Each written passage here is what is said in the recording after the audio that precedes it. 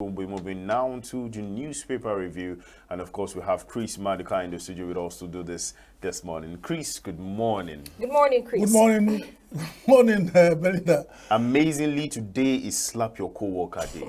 I'm not your co-worker, I'm a guest on this program. When you started this slap thing, I was expecting that you demonstrate because I was there watching. It could mean another thing. Slap, S-L-A-P-S. It could mean another thing. Oh, okay. It could be like save, I will find out. We'll do the research for you, of course. No, you guys this is one of the problems we have in this country. Slap your co-worker. Although Joshua was very creative, he said, just slap your boss and I know that's you go and visit the HR tomorrow. And then you explain yourself. You will get up tomorrow before you see HR. You slap your boss, the next thing you see, HR will invite you there. They say, hello, you're invited to HR and then sort it out. Okay. I think if Nigeria is an organization, yes, and they say slap your co-worker, who are you going with to this hard and who am I going to Yes, slap? exactly. I feel like you have some people in mind, but To slap already, looking at his face. I will start with NAS, National Assembly, with 21 billion naira. I will start slapping them one by one. Before I finish, I start coming down as the money, as the salary and the allowances they get. I will come into my slap, and the extent of slap will be in that order. But getting to slap anybody in House Rock will be a very high, tall order. So otherwise, it's not about picking. It's just that you can't get there to slap before. Okay, if it's easy. So Chris, let's move to the newspaper review. Nigerian Tribune. Now, I want to bring this topic out, or this particular headline out, and then I want to be very objective about it. It says, bill seeking creation of 2 states from Oyo State passes second reading in reps. Now, what's your take on this? Seeing the fact that the people of Igbo have been seeking for something, or the Igbo, the West, the East rather, have been seeking for something, and they've not been able to get it for years. And now they want to create new states. And I think I remember about last 2 months or so, they were about creating new states from the East as well, and then it wasn't passed. But this has passed the second reading. What's your take on this? Well, it's selective discharge of favor. And that's part of the issue we have in this country. Who is talking?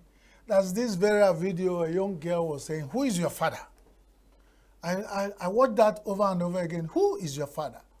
Who do you have who is talking for you? And when we are talking about the issues in Nigeria, we say stigmatization. We have not really come out of some of the things happening in Nigeria. I'll tell you a story. When I was working with Minaj Broadcast International, there was this in the ancestral town of Igbo land in Deri community. There was this festival they're doing, and they wanted to give a traditional title to the Oyi of Oyi, the Senate president then, Okadibo. When they finished giving him the title, and they was giving microphone to address the nation, and the first thing that came out of his mouth was, why are they still fighting the war? We went to war so many years ago. Why is Nigeria still fighting the war? He asked the question more than 5 times. And I remember, as a press person, the whole NTA and the whole Radio Nigeria, they killed that story from that point. They made sure, they almost seized cameras of everybody who was the cover, that the Senate president was asking, why is Nigeria still fighting the war? Let them face Nigerians and swear they are not fighting the war. When some people ask for something, it's swept under the ground.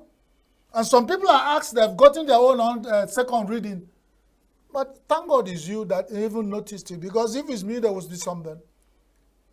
What is good for the geese is good for the gander. And we think we're in Nigeria as a qual, and we are free, and we have one Nigeria, and we have the Gowon that celebrated 90 years still real on the mantra of no victor, no vanquish. And all the promise of rehabilitation, reconstruction, and the 3R, where are they? I'm not speaking for anybody, but where are these? That in 2024, so many sections of Nigeria are still asking for, because of this selective discharge of favor. In Nigeria, we say is our nation. Everybody is watching. And one funniest thing that we watch as we put ourselves in trouble and set up trouble for the future Nigerians to solve. Who are they putting all this? You deliberately will go somewhere and heap up trouble and you just fizzle away and hoping that Nigeria will better. The history will query. And some of them, even when they are dead in their grave, they will never rest well. Because they put this nation, they are not sincere. That's my worry. No sincerity. If Nigeria does not want to create more states, let it be said. And let it forget it. Let's move on. We have more problems. Even some states that are created are fighting for survival. So nobody is even like. But if you think that some people deserve more states and some people do not, even those who asked for it and got to a level and there were a lot of campaign and their own is swept under the ground. Some people, when I got into second reading, something is wrong. So what are you going to tell the other people? That's how you look at Nigeria. What are you going to tell them? You begin to tell them things, and when they lose interest in the federation, you will be killing, sending Operation Crocodile, Operation Lizard to quell them, while you clearly make them believe they're not part of the nation. It is not good, and I keep saying it is not good. Let's treat each other with that equality. Let's treat each other with that fairness. Let's treat each other with that sense that we are one.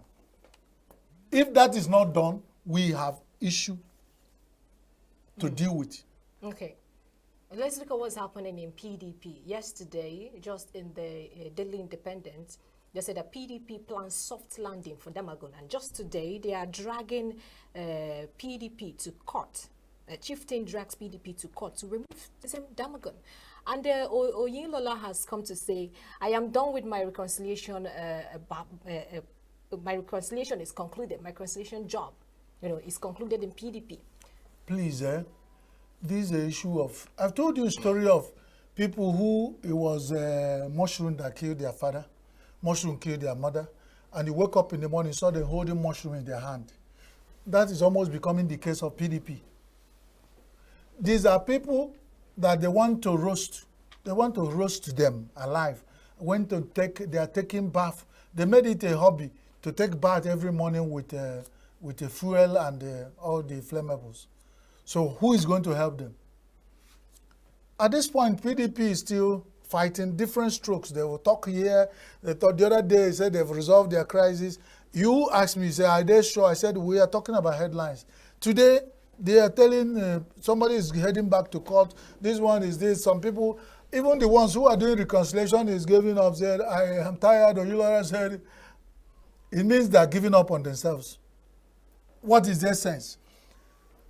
And somebody sits somewhere and said Nigeria will not be a one-party state. You clearly, either directly or indirectly, have you helped to destabilize the only party that have what it takes to stand as a strong opposition to make sure Nigeria does not end up as a one-party nation. And you guys are busy fighting, pursuing rats while your house is burning. Your edifice is on fire. You're pursuing rats. Do you think is a backing, Damagun is having a strong backing from? I don't know who, whatever. I'm not analyzing the situation. Whatever is happening to them is not normal.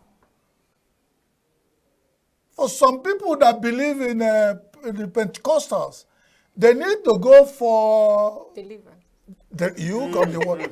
PDP need to go for deliverance where they put them and they kabash and they do all of them for them and they said, whatever, he said, whoever that has made it to you that you can't even know the problem that is facing you, out, die by fire, die by fire.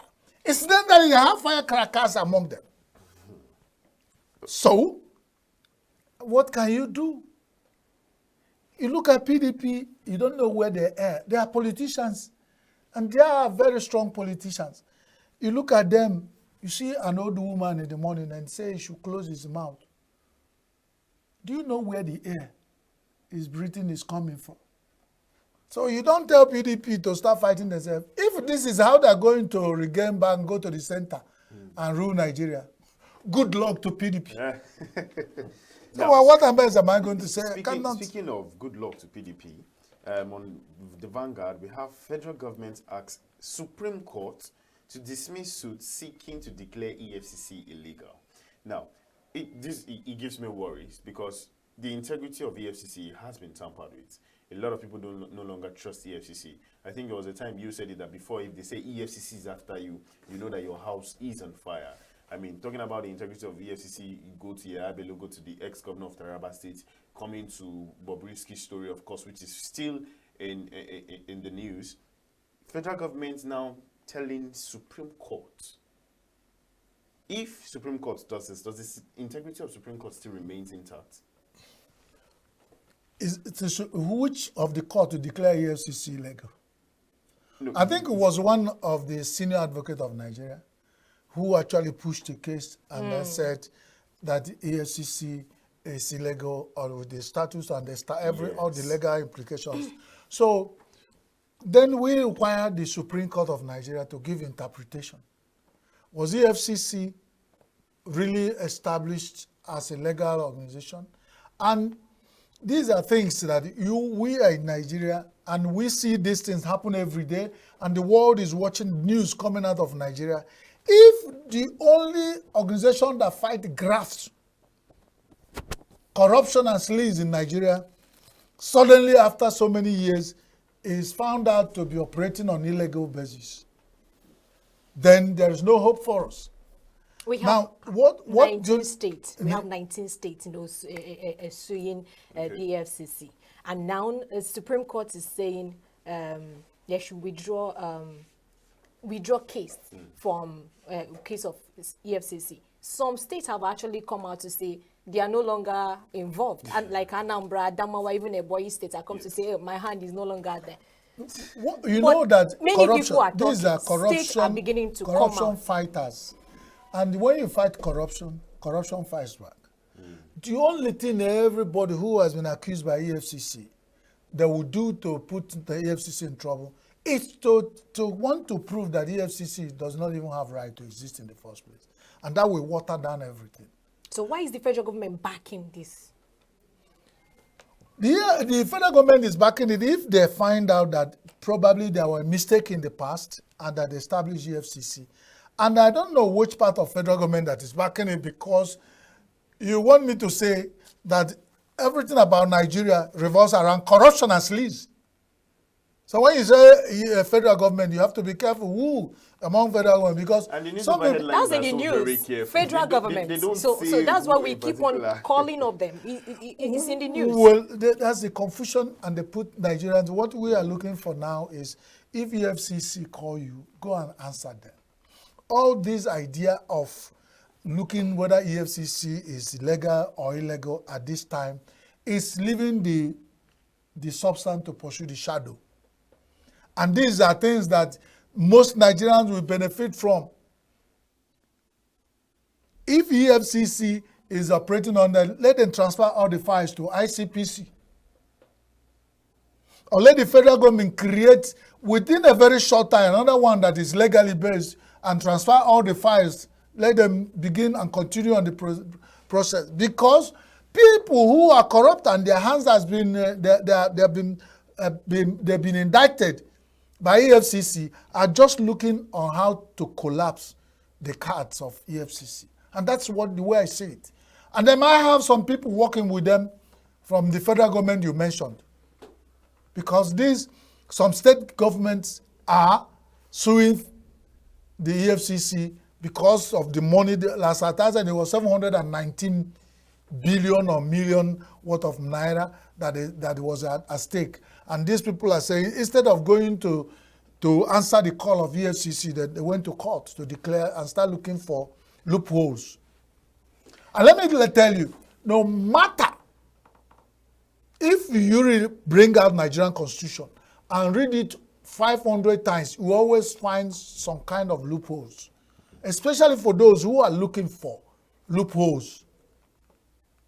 And that is actually what's happening to all the statutes and all the legal backings that are establishing the FCC. So the issue that is diversionary.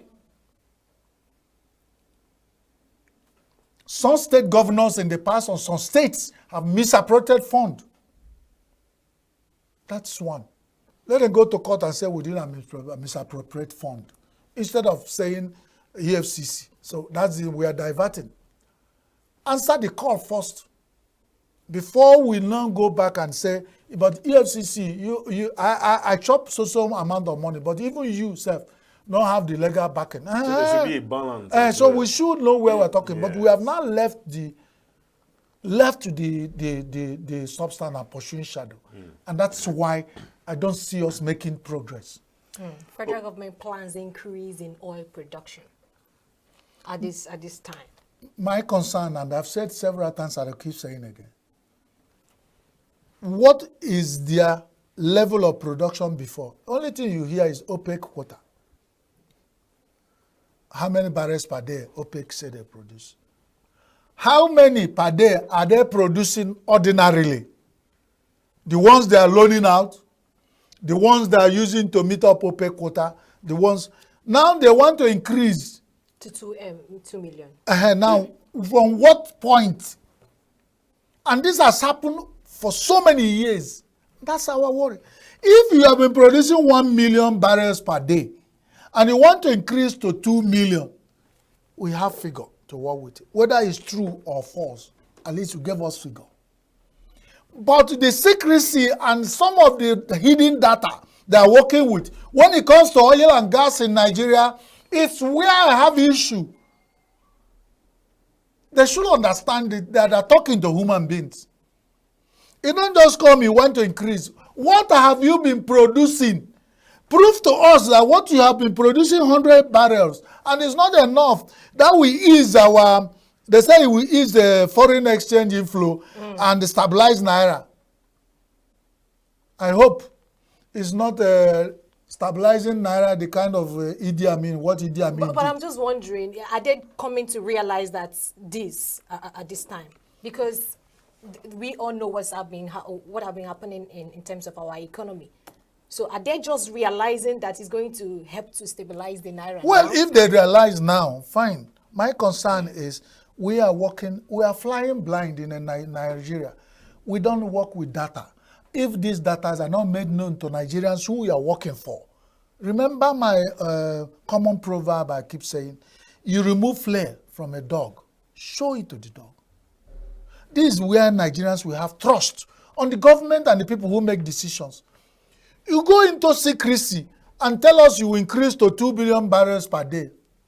But we don't know from what point. Do you think they are just, talking for talking's sake? Because day 4 yesterday, I think marketers came up to say they are now going to be importing oil since Dangote and NNPC are still going to court. So they are now moving ahead, to import oil from outside. Do you think this is their own way to try to stop them from, importing oil from outside? Importing oil, for 3 months we were here, we are told, and we say, hula, thank God.